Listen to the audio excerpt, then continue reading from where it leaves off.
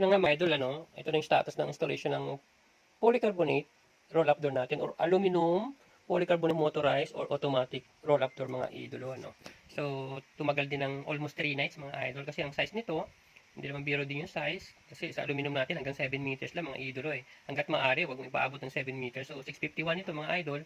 So, ang hirap gumalaw. Actually, kakayanin naman sana talaga ito ng 2 nights lang eh. Tapos kung ang gagalawan mo maluwag sa loob. Kasi kaya lang kasi mga idolo, ang sikip sa loob. Sampang buo ang style nito mga idolo. Sa gantong laki mga idolo, hindi mo kayang isang pato ng sampang buo. So kailangan mong gumawa ng diskarte kung paano mo didiskartehan, paano mo isasalaksak yung mga polycarb natin or mga aluminum bone natin para magsama-sama sila lahat kasi kahit na aluminum type to mga idolo, ang at napakabigat nito. Akala nyo lang aluminum, di ba kasi magaan yung aluminum, pero mabigat po siya talaga. Hindi siya kaya ng isang tao pag yung apat na magkakasama-sama yung bone natin saka samahan na ng Lixan glass natin or yung polycarbonate na tinatawag natin, mabigat siya. Kaya ako, inaalalayo ko yung dalawang installer ko. Yan. Siyempre, ganun talaga yung mga idol. Hanggat maaari, maiwasang wag magasgas. Di ba? Kasi siyempre, di ba, kabago-bago ng mga aluminum bone mo tapos may gas-gas na. Siyempre, iniingatan ko yan.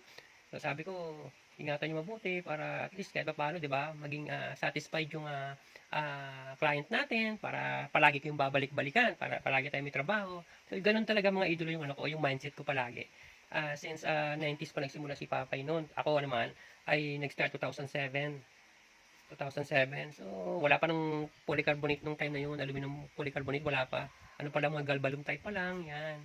Mga galvanize, yan. So, eto, iba na ngayon. Social lang yung mga malls eh. Bawal na rito yung mga galbalum type. So, pinice out na nila yan. Sa lahat ng mall, siguro sa mga warehouse na lang nila yung mga galbalum type. Pero sa mga stab, sa loob, yung mga stall, mga katulad ng mga ginawa pala natin mga idolo, H&M. Yan, karamihan na ginawa ko, H&M. Lalo sa Makati, mga idol, ilang panels yung ginawa natin dyan sa SM Makati. Siguro mga 13 to 15 panels yan. Yan. So, okay naman. Sila pa rin naman yung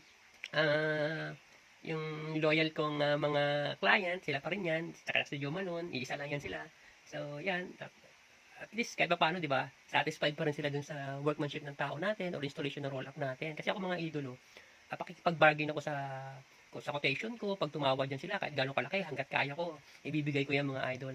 Ako naman, makikiusap din naman ako minsan pag medyo malaki na talaga yung kaltas, yan, makikiusap ako. Kasi ako, competitive na palagi mga price ko mga idol. Yan, ang madalas kong inano. Sabi ko, maliit man sa malaki, kita pa rin yan. Ang importante, lagi ka may projects mga idol.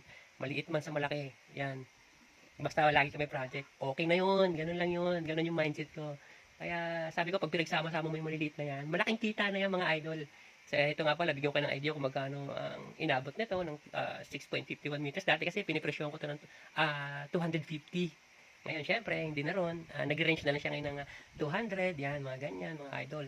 So, ano siya, hindi biro din yung price ng aluminum polycarbonate roll-up door natin. So, compared dun sa mga galbalong tech natin na medyo ano yun, mura-mura ng konti yun. At saka yung mga aluminum grills natin.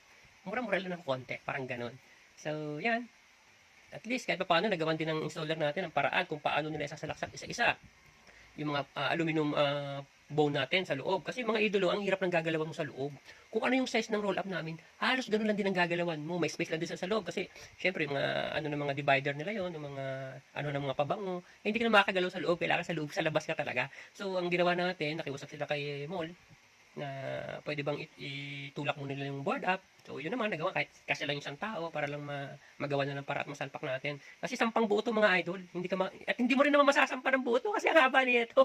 At hindi kami nagsasalpak ng gano'n hanggat maaari yung kung paano makaka-list ng pagod sa tao natin. Yung mas madaling gumalaw, yun ang nagagawa natin. At nga pala nito, ang pag-layout pala namin ito ng ng mga plate natin, nasa 3 meters din yung slab mga idol kasi doon ka lang pwedeng kumapit sa taas ng slab ng mall.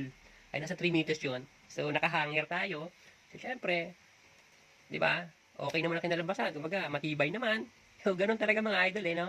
Kailangan talaga sakripisyo mga idolo. Kasi minsan naman may mga malls na halos 2 meters lang yung slab nila, 1 meter, ito medyo mataas. Bagong mall to, Opus Mall siya mga idol. Almost 3 meters yung slab niya na pinagkunan ng mga bracings ng installer natin. So okay naman mga idol. Ganda naman ang pagkaka-bracing ng mga angle bar natin para doon sa tibay ng motor natin or mga plate natin kasi tasampa natin yung malaking tubo natin doon.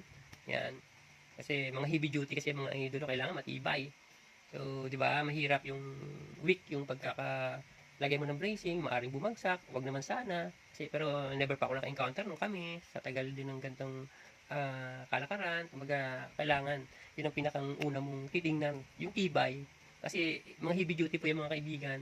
Hindi po yung katulad ng mga bakal na D1 lang. Ginagamit namin D4. Pag iba pa, D5 pang ginagamit nila. Ako lang D4, pwede na. At nga pala mga idolo, ang ginawa ko na marami na. Sa Ayala, halos kami naggawa.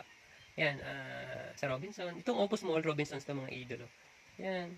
Adidas, Britzel Maker, Cinnabon, yan. Ano ko na yung mga idolo, mga clients